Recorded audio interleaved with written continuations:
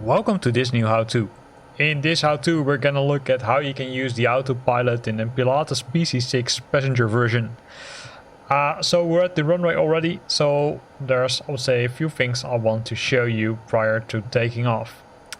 One of them is the buttons on the top, because that's, I would say, the first part of the autopilot. Right here you've got the button which says autopilot master, which can be set to either flight director, and if you change that you will see that it directly sets it to rolling mode, which means it's, I would say, capturing it. Don't forget to set the altimeter correctly before taking off, because else well, you will not be happy.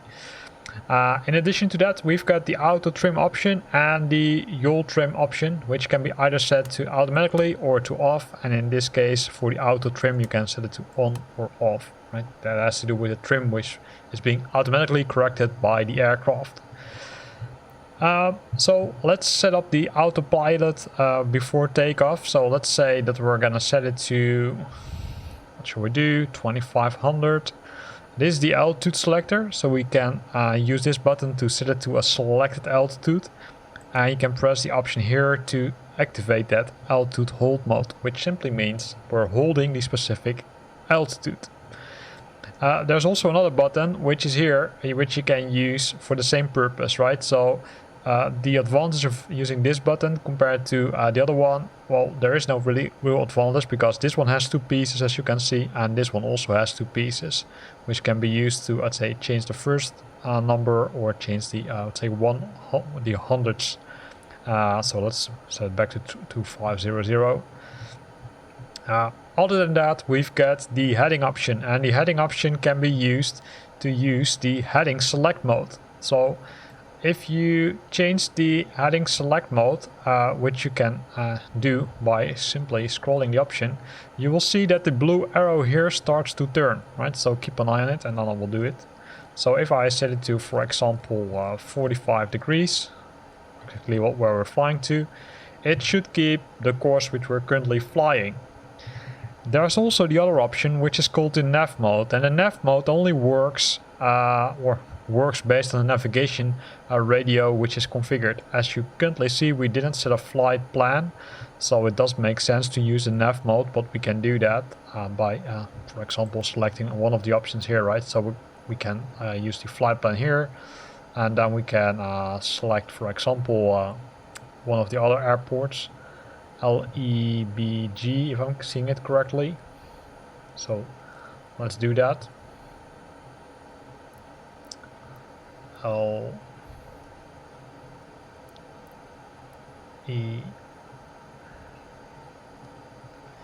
You can use your mouse cursor if you're working on the PC, right? It goes much faster than typing it one by one. LEBG, and then you can say, well, let's say activate, right? So we're gonna move, I'm gonna say enter here, and then again hit enter again, and now it has added it to our flight plan, if I'm correct. No, why not? LEBGE should be okay. Now it has set it, right? Because you can see it.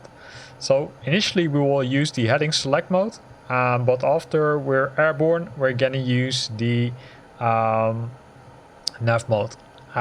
On this screen you also see the autopilot button, so we're gonna figure out during flying if this is the only way to activate it, or if this, I would say, this button is exactly the same one as this one. So let's say remove the parking brake, let's go full throttle, and then let's see what happens.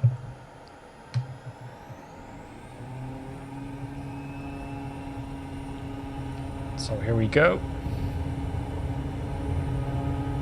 correcting the aircraft.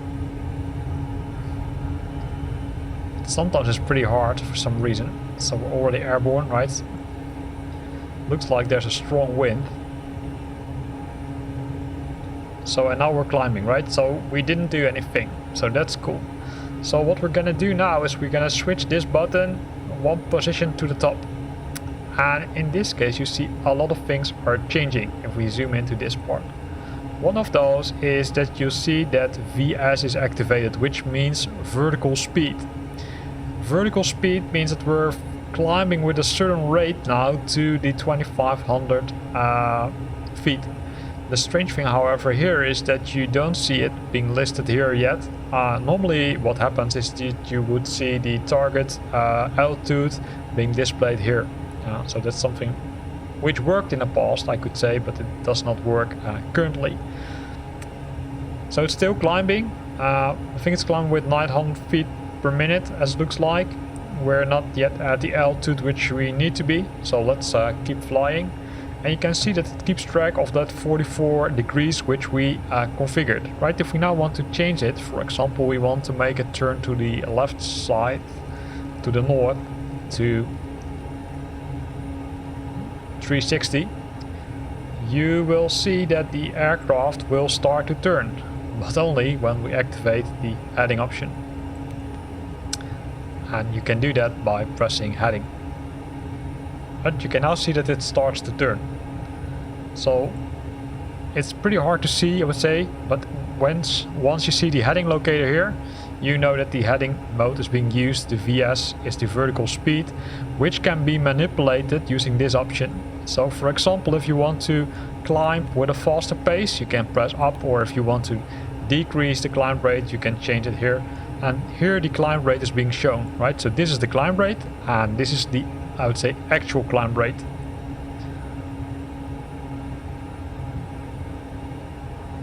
So now that we've taken off, right? Gonna reduce the flaps. We're gonna use the nav mode. So let's see if that works, because in some cases there are some challenges with the nav mode. So let's first wait till we're at 2500 feet.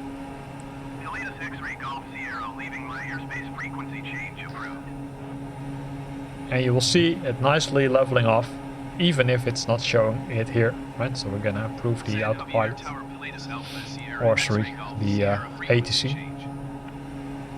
So let's press the nav mode and see what happens now.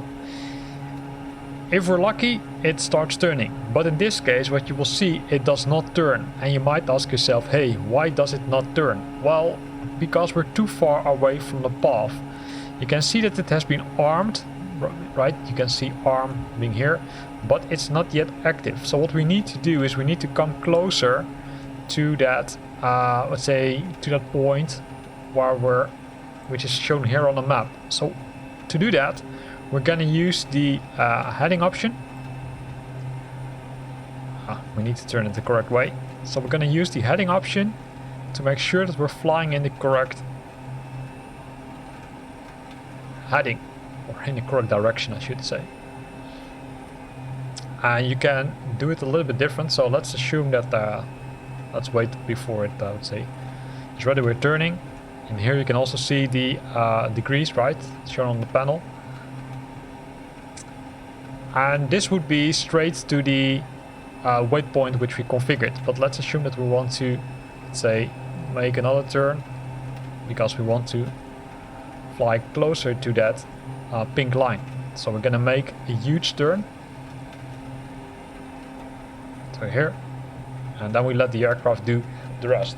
What you will see normally is that this pink line will come closer to the center line, and that's what needs to happen, because as soon as that we're, I'd say, close enough, it will pick up the navigation mode, which is currently set to GPS mode, as you can see here.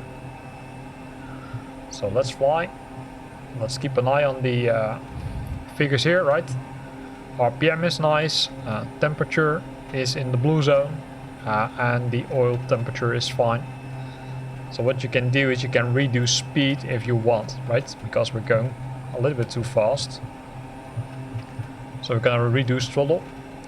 Always keep an eye on the altitude.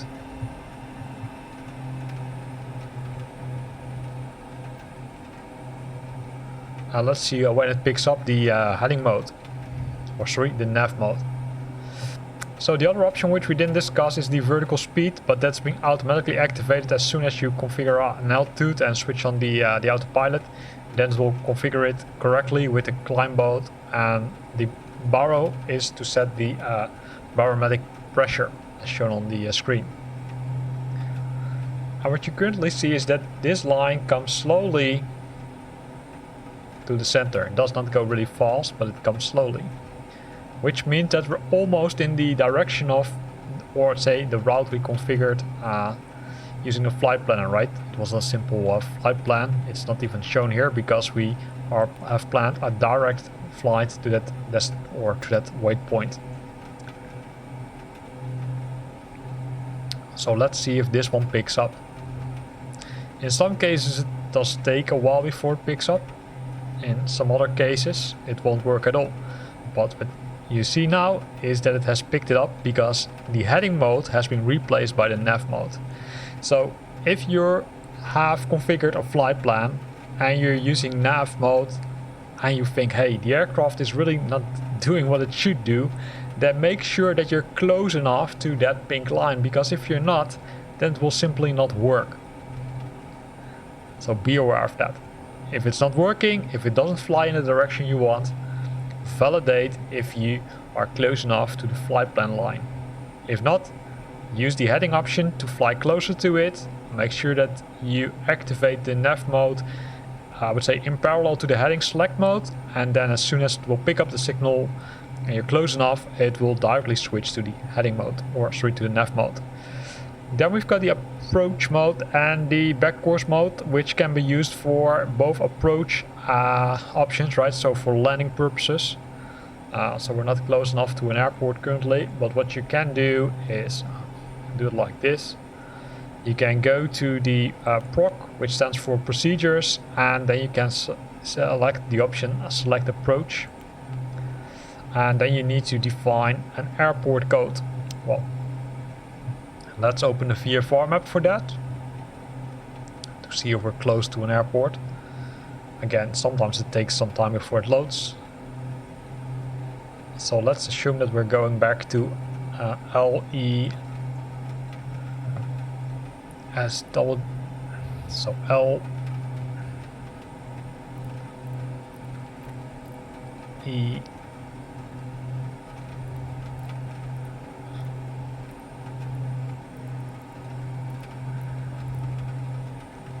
S what G, which is Saint-Gervais, and then we're gonna press enter, and then we're gonna say we're gonna do a visual approach on runway 06. We can do vectors. I'm gonna set the rest to 0, and then we're gonna make sure that it's activated. So we're gonna press enter, and then it says obstacle clearance is not provided for visual.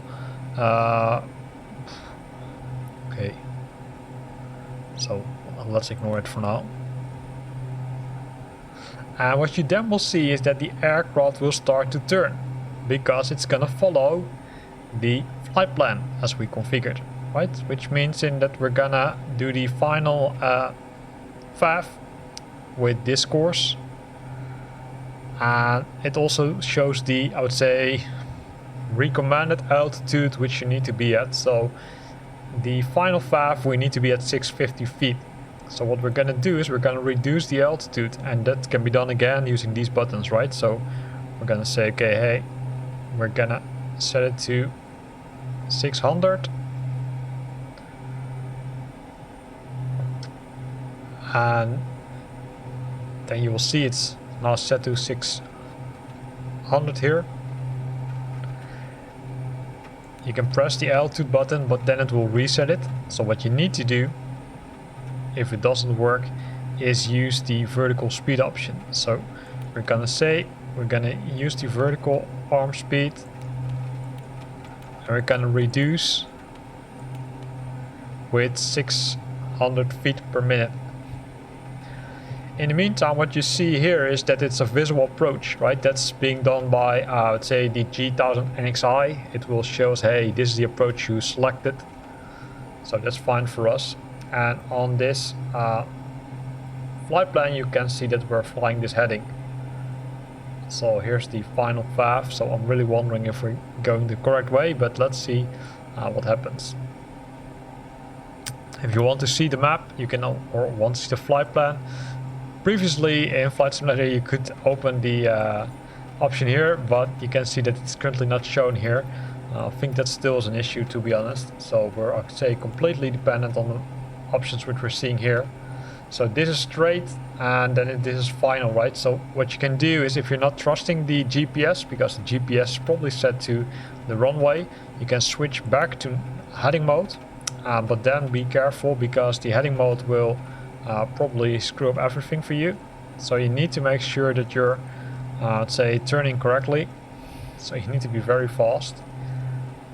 Set it like this, for example. Or set it to straight initially and then make the turn. Because the official, I would say, approach starts already here, right? You saw it, you saw the point here. So we're gonna, let's say, do it a little bit different. Make sure that you set, I would say, a course which you can easily use to turn and have enough space to turn.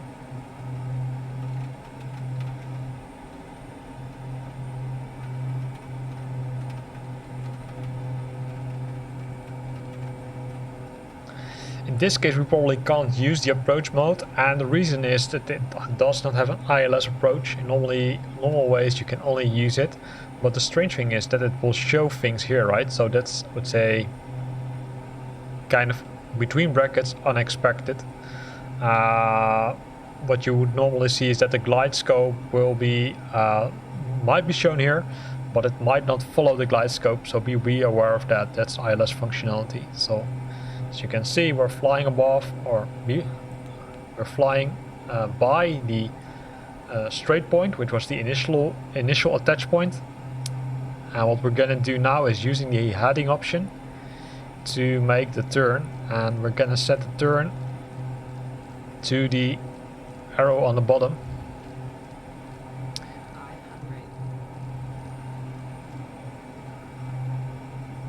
Also need to keep an eye on the altitude in the meantime.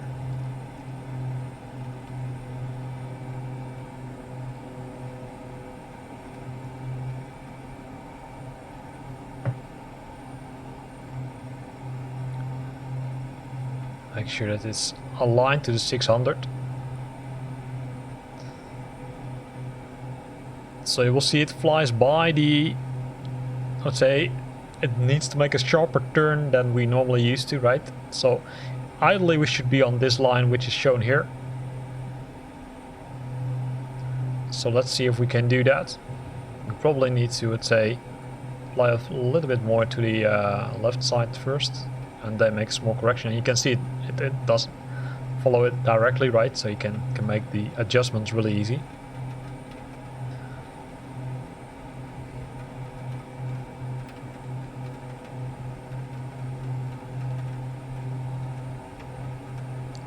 So we're coming very close, as you can see.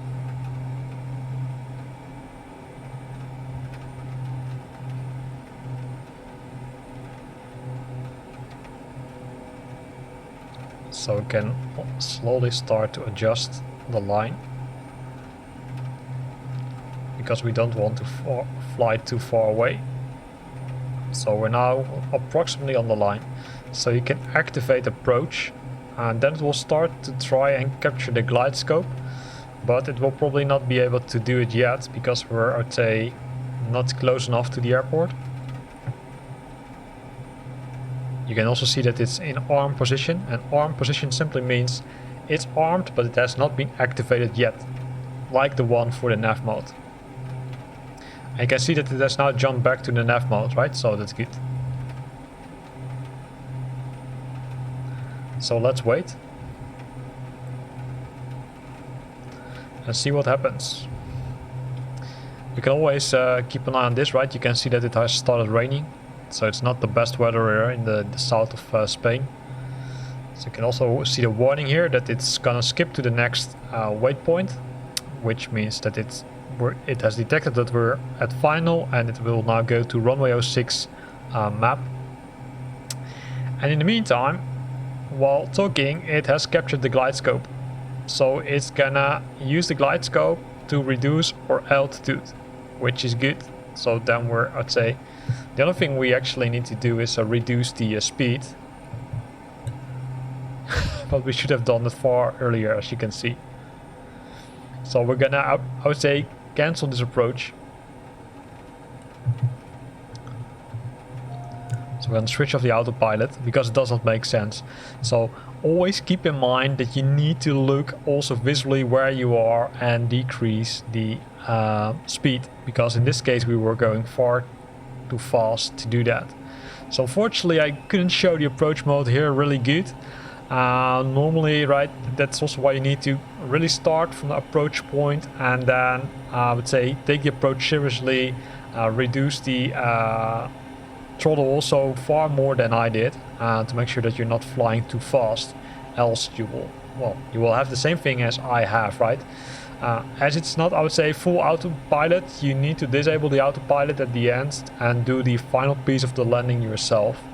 But that's, I would say, might be expected by you. In larger jets it's fully automated, so you don't have to do anything if you like, but of course it's always a big challenge to do it yourself. So here ends this video. I hope you liked it. If you liked it, then consider to use the like button. If you've got questions or comments, then feel free to post the comments in the comment box below. And if you want to stay up to date about new videos I'm posting, then make sure that you're subscribing to my channel. Thanks for watching and see you next time.